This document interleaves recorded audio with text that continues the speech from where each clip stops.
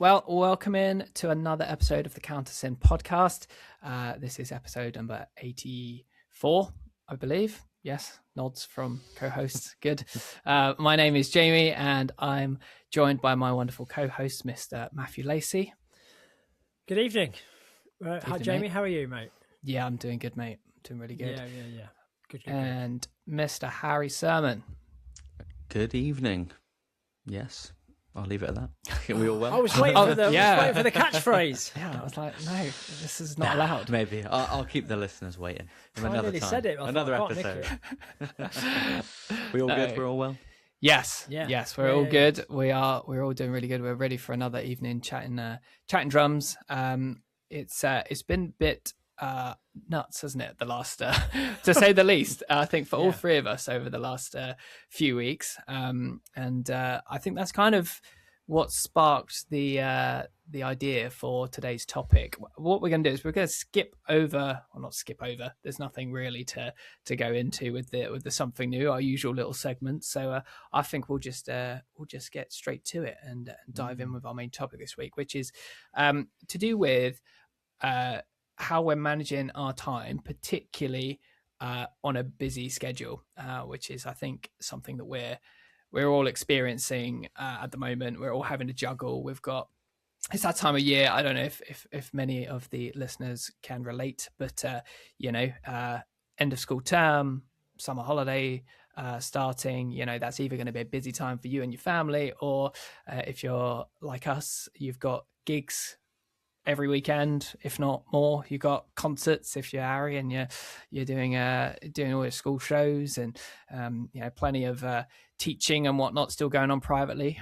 So yeah, it's super busy. And what we thought is it would be kind of cool to just talk about what's maybe been going on. I think specifically in our weeks, the last couple of weeks, especially because I think there've been maybe something a little bit out of the norm, maybe. I don't know, maybe not completely so, but definitely more to manage, and just maybe diving into the details of how we're juggling everything, and hopefully there'll be something in there which our listeners will find helpful and encouraging, which is always our hope. So yeah, like, should we maybe just open it up? Like, maybe Matt, can you describe what's been going on in the last week or so? And has the last week been a somewhat typical week in terms of workload, or is it something that you kind of have to play a little bit by ear? You've had to play a bit by ear. So yeah, last week it was mainly typical. A couple of little glitches. So some of my schools, because they were independent schools, had finished, and I still had some schools that were still in till so last week. So that would have been, I'm looking at my diary now, listeners, like Thursday the 16th. That was the last week of term.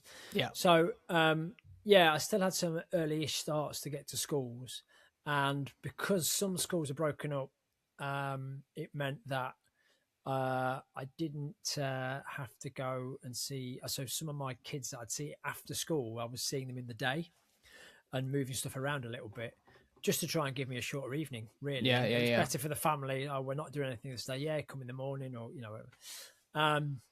But yeah, fairly typical in as much as, well, we recorded a podcast on the Monday evening, as we are again tonight. So yeah, it's nice to get a couple on the bounce, isn't it? On the bounce, yeah. So yeah, private teaching on Monday, followed by podcast recording, which takes us into the late evening, doesn't it?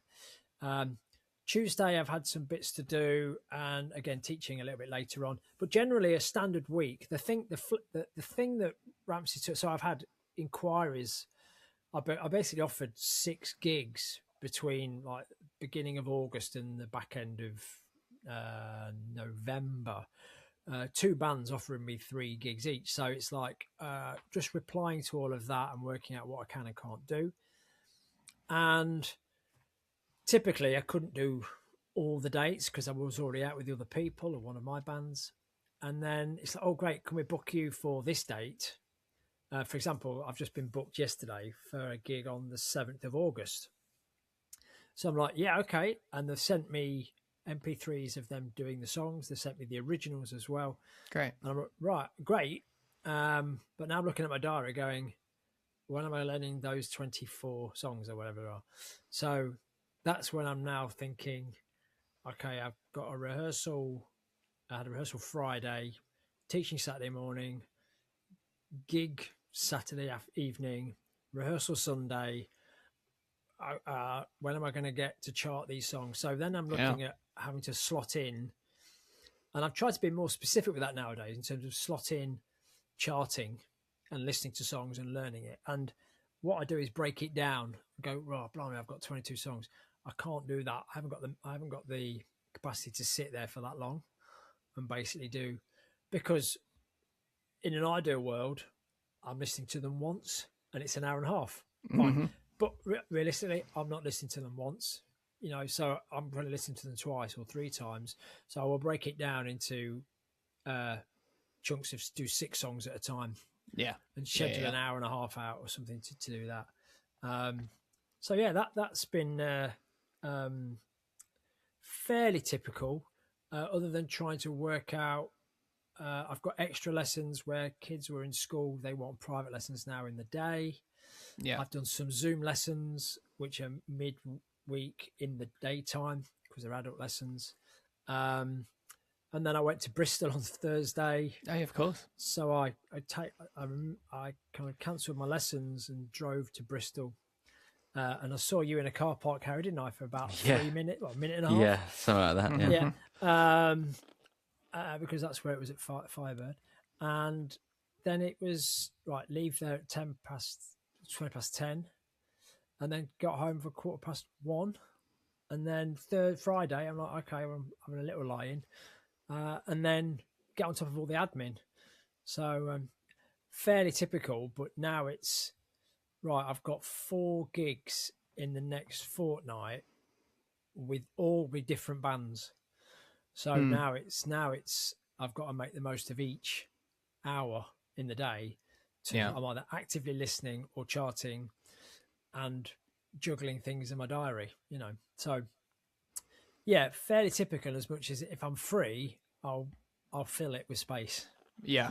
But having said, I'm on holiday tomorrow for 3 days, so that's it's all part. Yeah. Part, all adds to it, doesn't it? It's equally important. But yeah. I mean, it sounds like the gig, or all these gigs have got a fair bit of prep to be done with them. I think that it's one of those things which, and I'll maybe talk about it later, but I experienced something similar as well, where you can take a gig and you're like, oh, this will be fine, or pretty standard, and then you suddenly realize, actually, okay, there's more songs that I didn't know about than I thought, or actually there's some original stuff, or there's arrangements which I've not really done before, and suddenly you're like, nah, this is going to take a little bit more than just having a quick listen on the way to the gig, sort of thing, or not, if that's your vibe. And I think it can kind of, it certainly caught me off guard a little bit, but it's that whole thing of, you get asked to do something and you look at the diary and you go, it fits. I can do that 3 or 4 hours that I'll be out of the house to like actually play the show or whatever it is. But you don't really realize, oh, okay, so I've got to do the set list. I've got to plan all the logistics of driving there. Maybe that's hours of driving. Quite often I find as well, it's like, oh, okay, I've got to like move this lesson, and in order to move that lesson, I've got to ask someone else if they can move their lesson, and then I have to wait for them to get back. And all of a sudden it's like, you've got this long list of things to do in order for that like couple of hours to be like completely free and doable. And it's not just a simple yes. Suddenly your list gets very long very quickly. And I think the sort of mental weight gets a lot heavier than it looks when it comes in. Unless you've had experience of what that's like, and you can't always predict it, obviously, it can definitely feel like, oh man, I'm only actually like doing this like for a couple of hours, but it's turning into a big commitment, and sometimes you can't can't really plan that. Yeah. But you say that you're doing a little bit more like specific planning in time to work on sets. Is that something that is like, you're finding useful to set chunks of time aside? It's because if you look at the whole thing, you go, oh my God, I'm never going to get this done. And I mean, I look at some of my days and I go, oh, tomorrow's going to be a mega because I've got 11 lessons tomorrow. Thursday is normally 2 schools and 3 or 4 private lessons in up to about 7 o'clock at night. And I start at 10 in the morning. And you get up and you go, take a deep breath. But actually, it all comes and it all goes. It all happens. And you think, you look at the whole day and go, God, oh my God. But actually, it's one lesson at a time. It's one foot in front of the other. And that's where I find like it's not all at once, No, that's right. And it's the uncertainties of the stuff that you want to be out gigging and busy, but you're like, oh, how am I going to fit this all in? And you're going to go to the point, well, I'm going to put the pressure on myself because, will you need a rehearsal? I'm like, well, to be honest, I probably haven't got room for a rehearsal. Yeah, exactly. That makes me more stressed. Because I've been offered rehearsals. Oh, can you come here? I said, well, that's a 40-minute drive. Oh, actually, they can't. Oh, we'll have to do it here, but it's not a very good studio. Fair enough. Yeah. You end up taking more kit, but it's local. And I think, well, I don't mind doing the occasional rehearsal. And if I'm doing a deck gig, I'm pricing accordingly in terms if they want a rehearsal. In the past, I've found them useful because very often it's given me a sense of you're literally reading the room. And if you go into a gig and you don't know what the expectations are from people, you're probably, if you're sensible, massively over preparing. But preparing to where you think I can gig these, going to rehearsal and going, oh, okay, I'm all ready. I don't need to put any more mental time into this because I'm where I need to be. They're super happy. They're playing the songs as I expected. Yeah. So it's great. So it's a matter of whether I want to physically invest the time to travel and rehearse as opposed to stay at home, but spread that time over 2 or 3 sittings. Charting.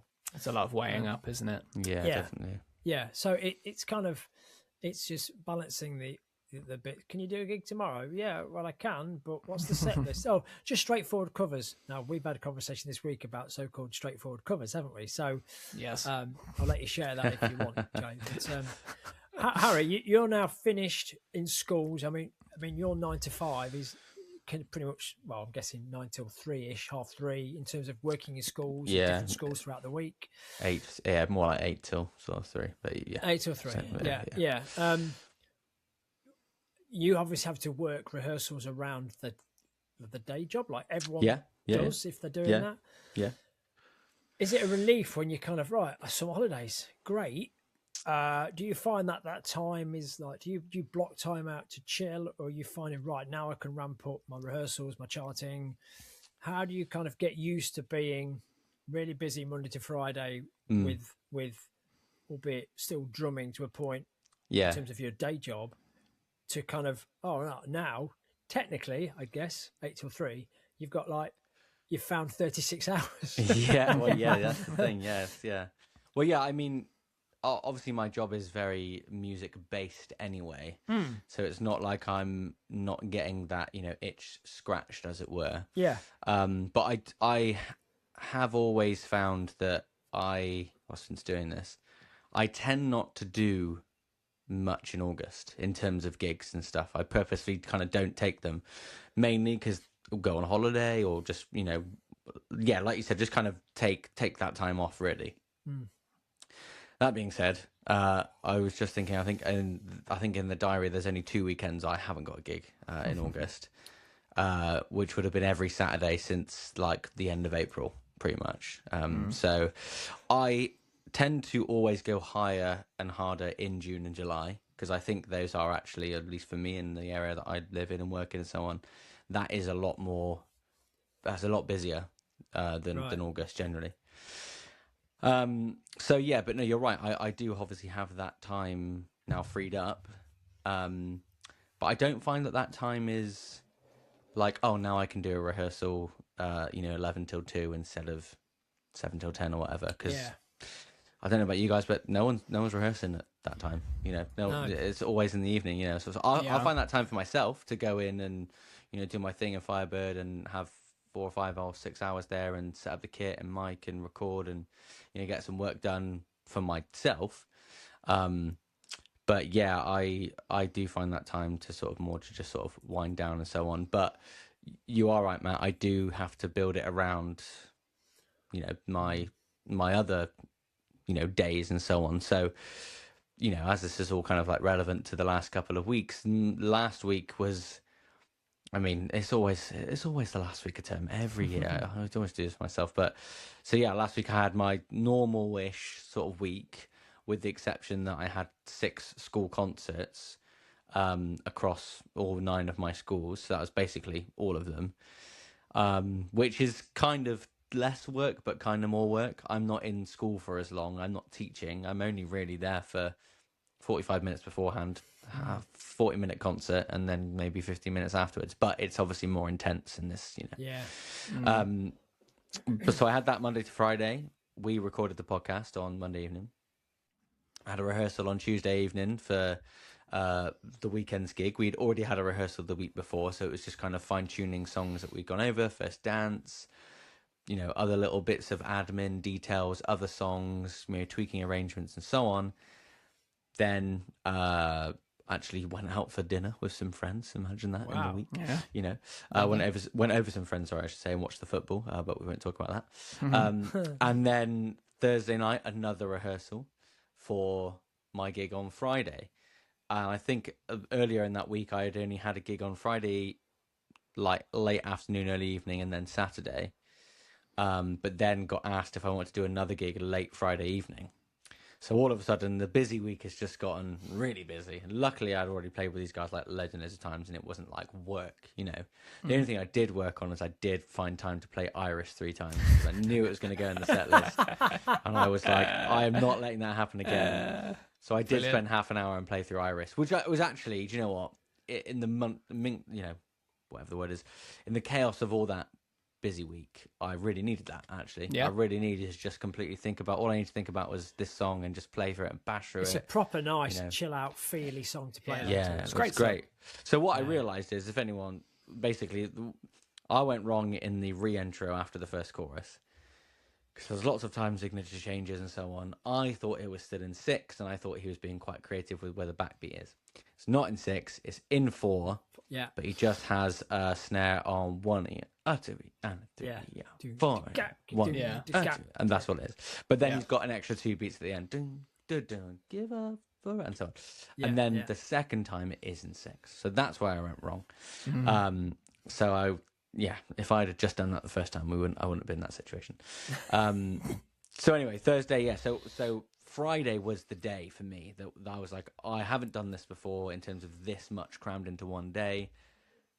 How's it going to work? I cannot wait to go to bed, sort of thing. So it was get up, left the house at 7:45, taught straight into school in the afternoon, concert finished at 3:30, straight in the car, grab the gear, drive an hour, play for an hour, drive back for an hour, set up for the evening gig, have food, play for nearly 2 hours straight, get home at 1:30, sleep. So that was a lot to manage. But as you said, it's one thing at a time. In that concert, was I thinking about Iris at that time? No, of course I wasn't. It is one thing at a time. And truth be told, I wasn't as tired as I thought I was going to be. Yeah. And then we had another wedding on Saturday night that was kind of a different kind of pressure, because we kind of didn't really play through all the songs, but we all knew them and all that sort of stuff. So you just kind of take these things as and when they go. And I think we've talked about before of learning songs so far in advance doesn't really work. I've got a gig this Friday. Again, same to you, Matt. I've got 22 blues songs to learn that I've never heard before. Well, I sat today and just wrote some notes on the first set, and I was like, this will be fine. It's blues for a start, so that kind of helps if you shuffle, straight couple of stops, 6/8, straight, shuffle. literally that. I was like, this will be fine. We have got rehearsal on Wednesday, so I've got a bit of a deadline, but and also the guys know my playing, and I was saying to you earlier, Jay, they're like, you've got a great shuffle feel, you can kind of vary that up, you can play, you'll be fine, don't even worry about it. I was like, great, cool. So already I feel relaxed, but it's that thought of the work side of prepping You know, that's where it becomes like, right, I haven't got as much time as I want to. I'm not just going to like, oh, I might have a look at those songs. What if not, I could do it tomorrow? It's like, no, I need to plan in this time, because otherwise I'm not looking at these songs. I'm not rehearsing. I'm unprepared. The gig's going to go down the pan. What was the point? You know, so it's just, and now that I'm off, I was like, well, I'm going to purposely leave all this for this week, because I've got the time, I've got the headspace. You know, I'm a well-oiled machine at this point after, you know, loads of gigs and so on. So I'm in the mindset, you know. Whereas if I'd looked at it 2 weeks ago, I couldn't tell you anything about it, you know. So yeah, what about you, Jay? You've had similar, you know, time constraints on obviously coming back from Italy, and then sort of arrangement stuff, and you know, a bit of miscommunication, which is another thing we could maybe top on as well. So I think that's another added pressure that, you know, we don't need, but isn't within our control. So yeah, talk us through that whole debacle. Is that the right word? I guess so. I mean, it turned out all right in the end, and I'm still trying to figure out, like, it was probably my fault for not asking the questions that I probably should have asked for this particular gig. But yeah, now I don't know, like, my weeks at the moment, and I think for a long time now, are not looking anything like regular or normal. There isn't really a normal to it anymore. I think there's maybe one or two, like, what I'd call like anchors, like things that are always going to happen 9 times out of 10. Like, I do a school on a Thursday, I teach at a studio on a Wednesday night. Like, they're kind of like the main things that will happen. A couple of other lessons, but other than that, it's just like, it just all moves, and I just sort of, it's like, Tetris, just trying to fit it all in the calendar. So, and with that, as much as, you know, I enjoy that, the stress of actually moving it all around is definitely the thing that that grinds me down out of all of it. It's just pretty constant. But yeah, it's this particular gig was a tough one. Not to play in the end, it was fine, but in the prep was quite difficult in the run up to it. Sort of coming back from Italy, I had to cram in a bunch of additional sort of school catch up sessions, so I was coming off the back of that. I then did like a Cajon gig in town, which was like 3 45-minute sets, which I was very much looking forward to, but I was like, that's a lot of songs, and I was like learning extra songs for that to play on Cajon.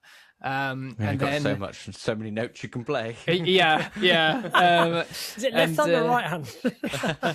You know, and that particular gig, I was like, you can't really know with a Cajon setup, an acoustic setup, like how close to the original they're going to be, like how strict it is, and you know, you kind of, it is a lot more just like you were saying earlier, Matt, like just vibing it in the moment, and you kind of, so there was an element, I got to it, got into the like prep, and I was like, is it worth me actually like learning this, like beat for beat, note for note, like really actually thinking about, like, realistically, they're probably just going to kind of, I don't know, not make it up, but it's going to be a lot more fluid. And it was exactly that. So yeah, I almost felt over prepared for that gig, you know, and then there were some songs I was like, right, I spent like 15 minutes like learning this, and then you get there on the night, they're like, skip that one, and you're like, okay, sure. Thing, so that does happen, you can't say anything. So did that, and then I was in Manchester for a gig as well, and that all got changed around last second with my band, and I was ended up, was going to be my band, then I was depping for another band, and they had their songs, and that was the whole backing track stuff that I talked about on the last episode. So there was that. Came back, was straight into some live stream exams on the Monday, did some teaching as well online, and then went into the pod. Then on the Tuesday, I had it was my dad's birthday, so I went on a big hike with him and my mum, so it was just like a big family day.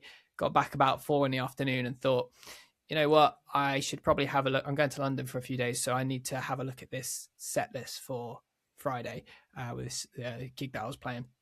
And the guy who I was doing the gig with, he messaged and he said, yeah, like, how are you finding it? Is it going all right? And I'd kind of had a little look at the kind of mostly just like the song titles and stuff like that, and been like, I've done these before.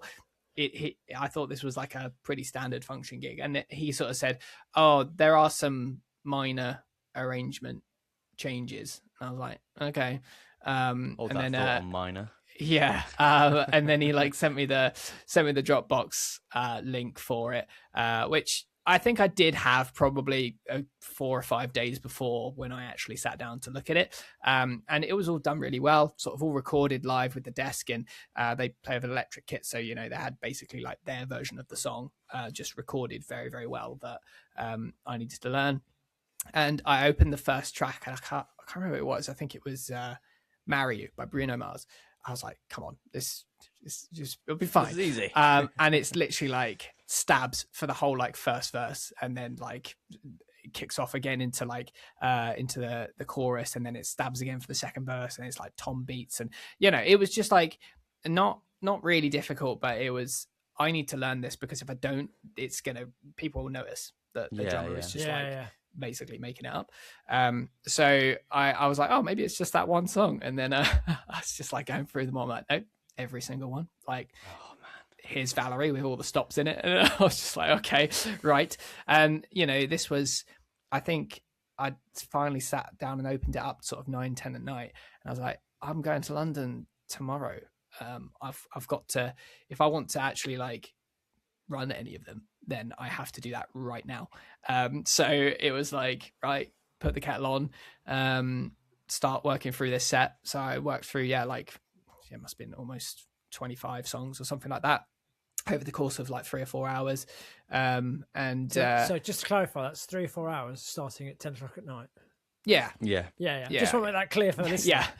Like, me and Matt went to bed, and then you started on working on set list. Yeah, that was it.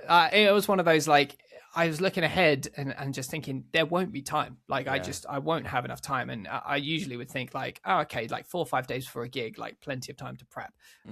If there is any sort of prep, you know, I need to learn like 2 songs or something like that, or check something. But this was, no, I need to go over every song in the set. I was up till like 2 a.m, I think, and I did all the first set, most of the second set, and then throughout the next day, as I was teaching, I was back in the schools, I was doing private lessons. Every time there was a cancellation, I was just pulling up the tracks and like writing more notes and stuff. Hadn't run any of it on the drums. I was literally just like writing the hits and everything. And then drove to London, did 2 exam days in London. The second of which was, and that whole trip was quite stressful in itself, just logistically, but the exam days themselves were great. But then I got in the car, and it was like I was driving from Bethnal Green to Abergavenny, which was I think it said it's like a 4 hour and 35-minute journey. And my sat nav said, you'll get there within 10 minutes of load-in time. And I was just and I'd kind of hoped that would be the way it ended up, but it could have easily not. And, you know, I had to like get up around the M25 and, you know, and I'm telling myself, surely this is what everyone does all the time. You know, surely like musicians are just like doing these like really ridiculous journeys. So they drove all the way to Abergavenny and then played the gig. And like essentially like read my notes the whole night. I did say to them like, I will play it correctly, but I will be reading from my iPad. And they were like, yeah, that's fine. You know, just go for it. Fortunately went well. Second night was even better. That was up in Manchester again, so it was another long drive. And then I came back via Gloucester to do a rehearsal yesterday afternoon. So I did a 5-hour rehearsal on the way home. And then was back in with exams today. See, the trouble, we're here. Yeah. The trouble when you reel off, I mean, that's kind of, when we chatted about this on Thursday, I was picking up voice notes on my way down to Bristol. I thought, you know, I've got quite a lot on. But when you break down what you've been doing, Jay, I feel quite lazy. I feel like I should be doing more. Mate, I don't wear this as a badge of honour at all. Well, I would not recommend but I think stress level. Actually, it's funny you mention that, because I was talking this week to someone about, you know, when I used the corporate days of, it was a badge of honour when you had back-to-back meetings in your diary all day, and you got 70 emails to get through, and you'd had to have a quick sandwich at your desk. And And I think we've got to just kind of contextualize this conversation with, this is not about us. Look how busy we are No. in a kind of you should be this busy and we're running around like idiots. I think it was just, we've all had those weeks, and it just happens to be like we wanted to make. You want to pull back the curtain a little bit, because you know, if you're out there and you're doing the same thing, like this is literally what we're going through, you know, every week. Yeah, and it's also you're doing it because you want to do it, and you know you don't want to. The curse with this industry is if you keep saying no to stuff, we don't know when the next thing's going to come in. You know. And there's a bit of a thrill to trying to do that much, and can I do it? And you know, can I really? Because you know, there's you know, the next level of this sort of stuff, and exactly less. You know, it's not like the higher you go up the ranks, the less work you do. You know, it's only going to get harder. You know, you could be playing a stadium show and then unload and then get to the airport at 3 a.m. and then fly and then get straight to it. You know, like it's going to be way worse. But I mean, I'll just draw a very thin analogy, because I was in Bristol for this masterclass which AJ Russell put on. AJ was supporting, he was playing, and he taught a little bit to the group, and he was there supporting Isaac Yamba, who was back in the country for one day. I thought, I want to go and catch up with Isaac, and because obviously I met him on the Odyssey camp year previous, so we caught up, we did the thing, we learnt stuff. And the thing that Isaac took, and I won't go into the concept he was talking about in terms of on the pad with the sticks, but it's like, he gave an example of like, well, everyone can do this, but if I said play it like this, who can do that? Yeah. And if I can play it like this, and he says, and if you want to kind of, everyone can play X, but if you can play X in this way, then you are going to be seen by different people in a different light, and you are going to progress. And it's not about playing this thing because there are 5,000 people playing that on Instagram. It's about what are you going to bring, and the depth, how deep do you go on a concept to really get it, you know, learn it to a point where this now looks interesting. So what I'm kind of pulling that analogy back to what we do is, it's like, as you said, Harry, it's a thrill. Someone texts you, wants to work with you. Yeah. You're like, you want to be saying, you want to say yes. Yeah. You look at the diary and I go, oh, I hope I'm free. Oh, I'm not free. Damn. You know, how can I make it work? Yeah. Am I gigging, or is it lessons I need to move or cancel? And what's the potential backdraft from that? And you want to say yes to people. And it is that kind of, I'm starting to feel a little happier about, I mean, actually something that Emily, my mentor, challenged me with over the last month or so is to make a list of all the things I say no to, because otherwise there are only so many hours in the day. Yeah. And it's, you know, not to be kind of defined. Again, a lot of the kind of corporate badge of honors, you're defined by how busy you are. Yeah. And actually we want to be defined as people and as players, great players, you know, we hope, great teachers, we hope, in that specific instance, not because, you know, oh, look how busy I am, therefore I must be good at what I do, because it doesn't work like that, you know. And you've got to ask yourself, like, why you're doing what you're doing as well. And if you're constantly just trying to get through whatever it is you're doing in order to get to the next thing, you know, just kind of ticking it off the list and whatever, you know, I think that, you're kind of, I don't know, maybe losing the point a little bit, you know. If you're kind of in that mindset all the time. Funnily enough, I on Saturday I got up really late, obviously because it's a long day and so on. I've been up for an hour, and someone messaged me already, oh mate, I don't suppose you're available this afternoon. You know, this afternoon, literally it was like midday or whatever, and they were like, oh, are you free at like 3? We've got a gig at 4 till 7 or whatever. And I saw it, I was like, oh, that'd be cool. Again, my first thought was like, that would be great. Yeah. Play with someone else. You know, that'd be over the weekend, 4 completely different things, different people, more musicians. You know, great, love that. Obviously, a little bit of extra money, you know, as I say. But it didn't work out because I needed to be at my gig for 6 and we didn't finish till 7. So it was like, no, you know. But you know, after that day, you'd think, oh, I don't want to see a pair of drumsticks for at least, you know, another day or whatever. But yeah, it was exciting, you know. But equally, you sometimes got to be like, no, I need a bit Yeah. of this, because you do so much of it. Like you said, you are just going from one thing to another. You can't sit back and enjoy it. On that weekend, there were moments on each of those gigs where I sat back and I was like, this is awesome. I'm loving Yeah, this, that's cool. and you just get to take stock, because otherwise you don't. And then you go through the Monday and you just, your excitement, your flame for it just dies out pretty quickly. And we all have, superstition again or whatever and so on. But when you're playing with a different set of people and they do something and you're like, oh, this is great and I'm kind of into this, and all of a sudden it's not superstition, you're just having fun with musicians, you won't get that. You just won't. And that is the beginning of burnout, on top of all the things, all the things we've all just mentioned that can just wear you down.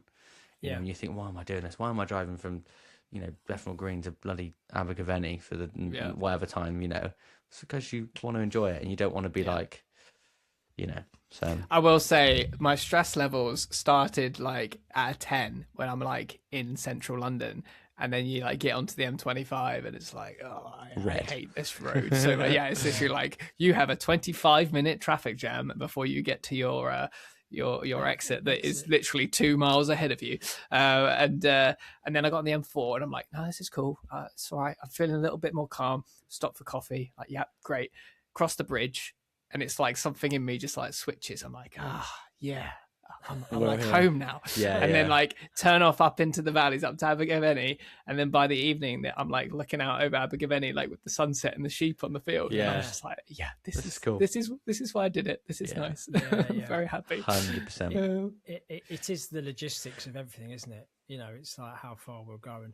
But we made a few notes about things, and I just want to kind of talk through a couple of the points before we mentioned earlier before we started. So in terms of like how far ahead in your diary are you booking? I don't like the answer to this question. Oh, right.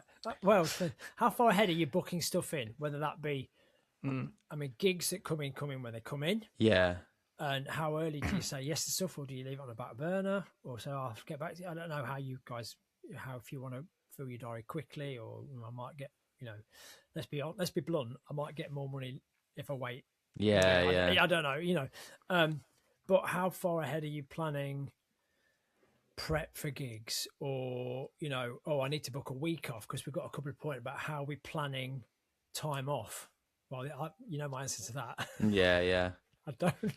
I don't like answering that question either. No. I'll go for it. I don't mind. I think obviously I've got like a bit more, I don't want to say structure, because I think we all have structure, but like I've got a more boundaries, that I can kind of work around. But yeah, I mean, gigs come in when they come in. I do tend to, I have over the last couple of years tend to plan more of like, I'm not going to say yes to a pub gig on a Saturday in June or July or probably August, probably even May, because it's, you just don't like pub gigs, do you? Peak season. It's peak season. Like you'd got to be silly to, like if you are in the the wedding scene and so on. So I do kind of sort of strategic in that sense. But I took a gig for the 22nd of August on the weekend, and I messaged back, all right, okay, if you could just send me a set. I'm not going to look at that set until that week, because I'm on holiday the 2 weeks before that, and I've got a bit of time. So again, it comes back to the same thing. There's no point me looking at it now, but I've mentally already said, oh, okay, well, 20th and 19th, maybe I'll spend a bit of time. I'm sure it's probably most of the stuff I know, but first dance and all that sort of stuff. But then it's like the other stuff of like, you've got tickets to go see a band, or you're going out for a friend's birthday, or you're doing this and that and the other. And then like I knew mentally we were going to have a rehearsal for that festival this week. So when AJ put up his thing about, I'm doing this and the thing, I was like, probably can't go because I've got a rehearsal on either of those days. But I knew that that's how that band worked, and that was a likelihood, I could have said no to the rehearsal, of course, but, I feel like sometimes if you're doing a gig and people ask for rehearsal, that can sometimes be part of, especially in the original music world, part of the deal, But I do tend to kind of try and coordinate stuff if I can. A lot of it is as and when, like the trio gig is coming up in September. We, all three of us have said, right, we will have a couple of rehearsals in August. When that will be, I don't know. But mentally, I'm trying to think about a week where I maybe haven't got that much on, and we can maybe squeeze in a bit of time to have 5 hours in the evening or whatever. And just trying to mentally think about the next couple of, weeks coming, and obviously I've got a wedding this Saturday, right? We've got a first dance to learn. Are there any other songs that are going in the set? Anything I need to refresh my memory with? Okay, maybe not. Cool. If so, maybe I'll just put it on the drive to work, all that sort of stuff. So yeah, it's funny that none of us have mentioned like time for practice and so on, but I think if anything, this is this is the important stuff, like at the end of the day, if you're working on this is going to make you better at doing this. I'm sure Blast in Paradise with 200 BPM would be great, but ain't going to help you play a first dance, is it really? It's a great point, because I mean, I'm trying to, and I have done like a 9-day streak or something of practicing every day, because there's elements of my playing that I want to massively improve. And when I say practice, this is all pad work. This is specific stickings, wrist and finger mechanics I'm working on, fundamental stuff that I'm wanting to push and push and push. And I've been talking to Isaac on Thursday about I'm practicing every day. And then, sure enough, today is the first day I've not had time to practice. Now, what time is it now, guys? When we're still, it's 10 o'clock at night. Yeah, I might get 20 minutes in after we've finished doing this. But I try now, because you talk about Harry, you talk about you had a lie-in, you had a late night. So yeah, I'm finding that I am far more likely to stick to my plan in the day in terms of what's diarised. I'm getting up and kind of not looking at my phone, not looking at my emails, which doesn't always happen. I'm not a kind of monk to it, but I will get up in the morning now, and I'll go for a walk, rain or shine.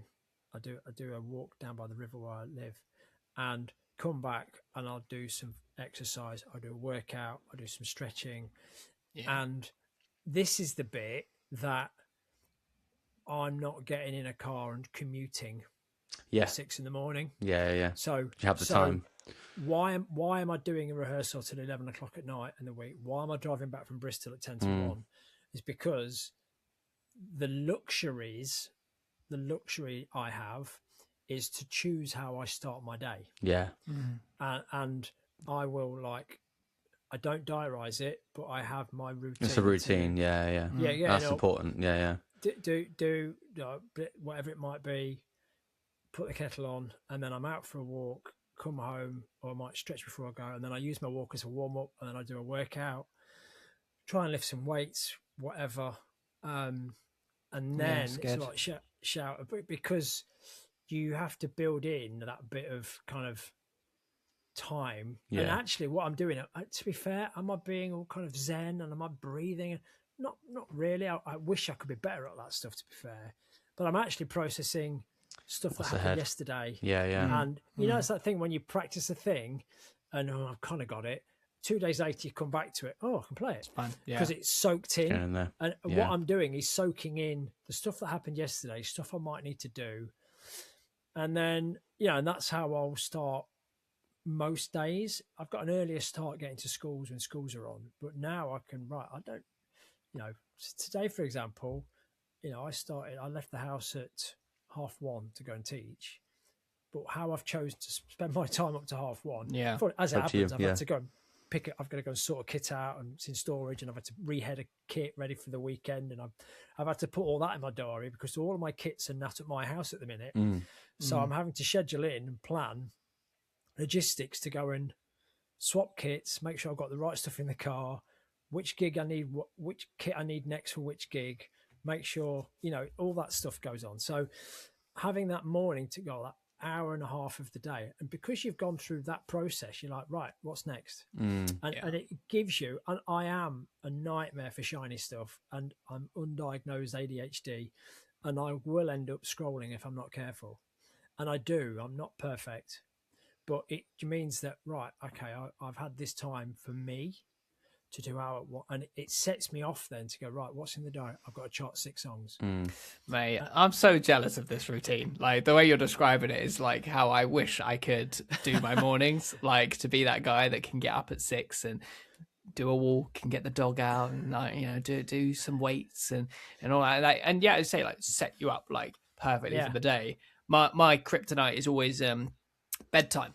Can't do it. I'm so poor at it. I think it's probably because my days are so full of obligations, stuff that I have to do, and it eventually gets like today. Like I've been at exams all day. I walked the dog before I came on here, doing this, and obviously like this is great, but it's still like an appointment in the diary. And then I'll get off the call and I'll be like, I've not done anything for myself today. And then I'll be like, right, I'm just gonna go like watch an episode of something, and then I'll eat something, and I'll like scroll, and then I'll be like, I should like plan tomorrow a little bit, and I kind of just get in that headspace, and then all of a sudden it's like 12 o'clock, and then I'm like, my hopes of getting up at 6 a.m. is gone. Shoot myself in the foot. This is the one benefit of insomnia. And I seem to manage okay on 4 hours kit, give or take. So, and I'll sleep. I'll go to bed at 11, half 11, quarter to 12. I might get up at 3:30. Bathroom break, 3:30. Necessary, necessary bathroom break, and then and if I wake up now with the light, the days mornings being light, and the weather being good, I'm you got to grab Make it. most of it. 100%. Yeah, so I used to go, I'll try and get back to bed. It's 5:30. I'll try and get back to sleep till 7. And you lie awake for 40 minutes. Then you might get 20 minutes kip and wake up feeling terrible. Yeah.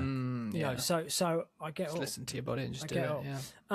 And in that time, I thought, right, I might get on my pad now, because I know once I was doing admin thing and another thing, and then someone's going to DM me and 3 messages on WhatsApp. Yeah, that is it. And now I've got half an hour. I need to leave in half an hour to go and teach.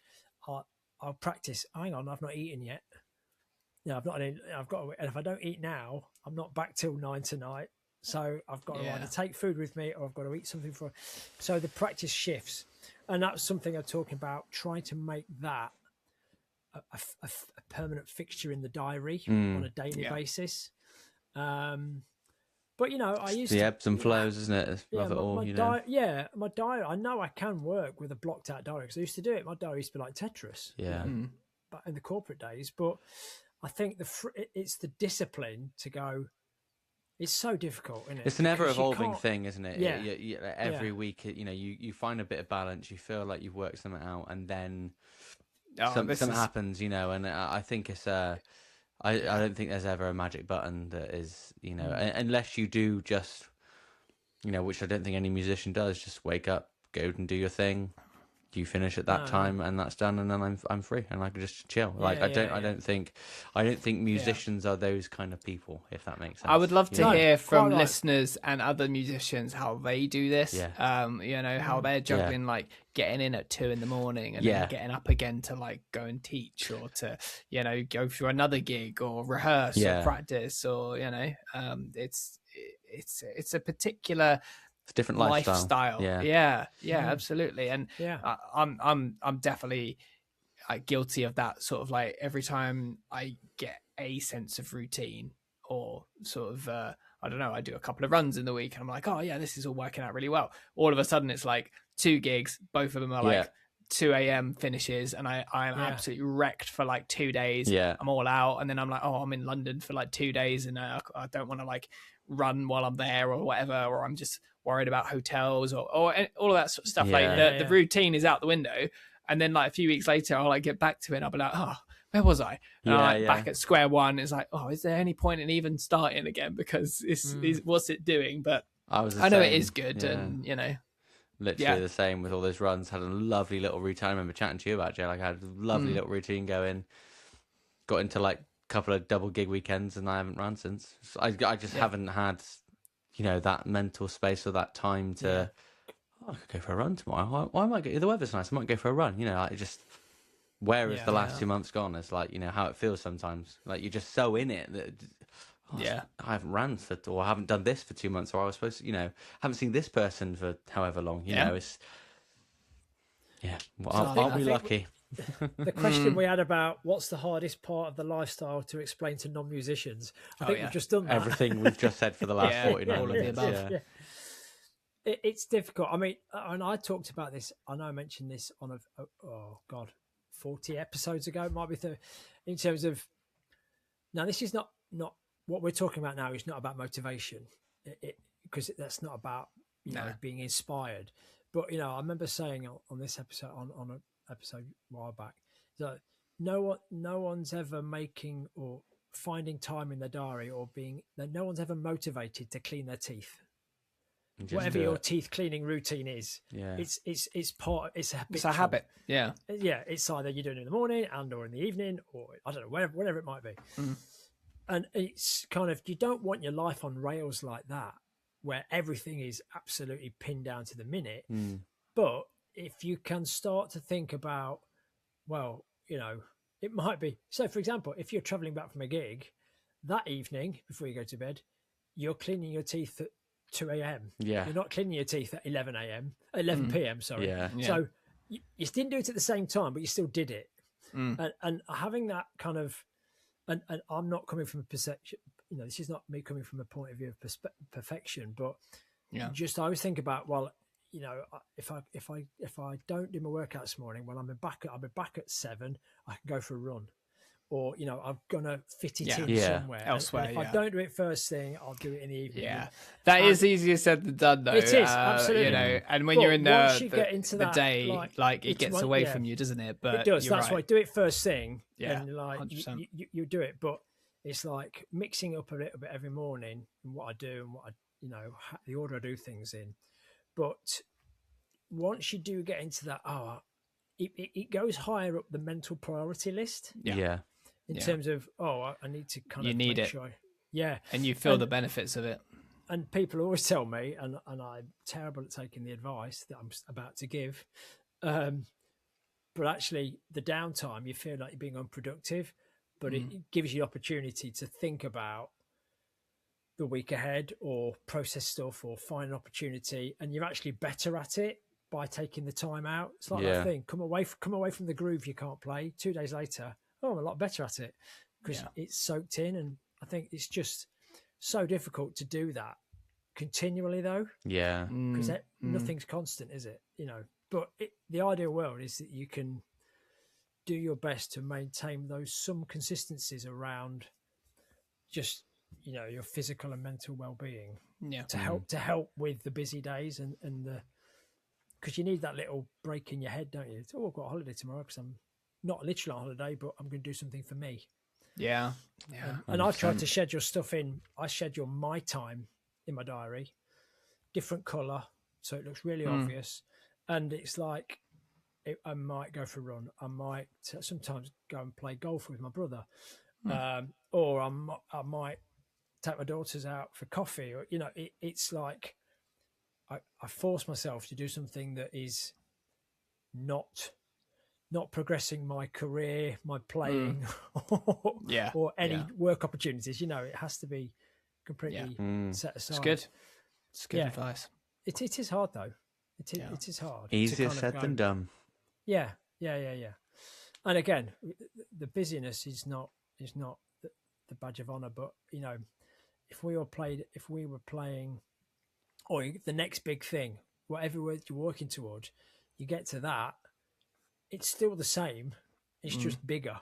It's just more stuff. It's always going to be another thing, like more stuff to fit in, and I think you're always going to be pushing to your limits as well. Always working, like pushing it, no matter how big the gig is or how much money you're earning. You're always, I think, just going to be pushing those boundaries as much as possible and filling up your life, unless you kind of plan this stuff in. For sure. Yeah, no, it becomes it's a challenge. But I mean, I took a booking today for July next year. So nice. I booked it. It's a band I play with. It's a venue we've played before. Money's okay, so I book it in because then it's I guess that's like looping back round to the earlier question as well. Sorry, I don't know. We should probably wrap up in a sec, but Yeah. about this sort of like booking in advance and how far out are we sort of booking things. I think I can't remember if it was you, Harry, that might have said it to me once, or but it kind of always stuck with me. It was this sort of like the idea of being busy but not too busy. And I think that has always just been a nice little thing to remind myself of every now and again, because the tendency is, like we've been saying, something comes in and you go, yes, I would love to do that. But I think for all the reasons we've just been talking about, like this sort of like burnout, not making time for yourself, not making sure you've kind of had that priority of you time, or you can feel like if you've booked up too many things, you haven't got any flexibility at all. Yeah, you know, if something comes in last minute, or something quote unquote better it comes in, or something you genuinely want to be able to do, you know, that might even be a social thing. You know, that's another question altogether. Is like, you know, I think that's kind of the answer to this whole thing. Like, what part of the lifestyle is hardest to explain to non-musicians? It's so almost painful when, you know, sometimes really close friends or family are like, oh, we're having this party on a Saturday, and it's at the moment I'm at the stage of life where it's like it's all like kids' birthday parties and, you know, all like you know, close friends, and I'm like, sorry, I'm working. You know, it's the equivalent of me saying, are you around Monday morning at 9 o'clock? I am. It's literally that. And that, even though I think they get it, I think that it still feels a little bit like, oh, you know, this is hard. Like every single time like something wants to happen, I've got to be, nope, sorry, that this is my diary's a little bit backwards in comparison to everyone else, and I think that could be really hard as well. So if you fill your diary too much, you can feel quite, well, at least for me personally, I felt quite restricted by it, and you can't really do much. You've made all these commitments, and then things do come in, people do want to see you, you know, life happens, you've got to see your family, you've got to see your friends, you've got to go on your run and all that sort of stuff. And if you are just constantly like booking things in like Tetris with your gigs and your, you know, kind of teaching and all of that sort of stuff, when are you going to do all of that? And what's it all for? So yeah, I can't book things too far in advance. I think otherwise it's just going to get too much. You need some time to enjoy that money you earn at some point. Exactly. You know, it's a good point. You know, what's the point? Can't take it with you. What's that? No, that's right. Taxman can. Apparently. Well, yeah, I guess. But, Got to buy a symbol every now and again. Yeah. Yes, that's right. Yeah, it's all on the business, it's all on the company. We'll wrap up, guys, shall we? I mean, it's a nuanced conversation, and every person has a different approach and needs a different approach, or has a different set of circumstances they need to deal with. So we'd love to hear from you, listeners. If you're listening to this, thanks very much. Drop us a message, DM us on Instagram at Count Us In Podcast. How are you managing your diary? Send us some really kind of long, detailed messages, and maybe we can relay them back in another episode. We're perhaps a little bit overdue a listeners' questions episode, but we'd like to hear how you diarise your time. Do you block any time out specifically for your time, family time? You know, do you stick to your downtime, or do you let things move around if something comes in you feel you need to say yes to? How regimented are you with your diary? How far in advance are you dealing with things? And how do you deal with the last minute stuff that comes in, and someone wants a gig in 2 weeks and you've got songs to learn? What plates do you stop spinning to be able to kind of pick other stuff up, and how do you kind of go through that thought process? So we'd love to hear from you. You can, as I say, you can get hold of us and watch clips of reels from all our previous episodes on Instagram at Count Us In Podcast. This episode will be out in video format the following week from this. This is coming out. When's this coming out, guys? I'm out of date. So far. 31st. So it'll be out on the 7th of August on YouTube. So head over there. You get to see a bit more behind the curtain, because it's slightly less edited, less polished than this. Would you believe? And also, if you found this entertaining or informative, or just want to show support, please head over to buymeacoffee.com/Count Count Us In Podcasts, and you can buy us a coffee over there to show your appreciation. We would really appreciate it. We would. We are now going to carry on working or go to bed. Bed. Jamie's just about to. It's now gone. It's just gone 10:15. Jamie's now going to run a 2-hour set. Before I did just think, like, I got a message literally earlier today being like, we're going to add these new songs in at the weekend. Like, are we all cool with that? Yeah, I'm just going to ignore it. Well done. Yeah, save that for later. Whatever you're doing out there, folks, get your downtime. Have some time for you. Think about your mental and physical health as well. And you can always reach out if you want to DM us or ask any questions specifically about anything you might have heard tonight you want to know a bit more detail on. But look after yourselves out there. Don't get burnt out. We'll see you on the next one. Nice one. See you then. Thanks, guys. Cheers, guys. Nice one, Take guys. care. Bye.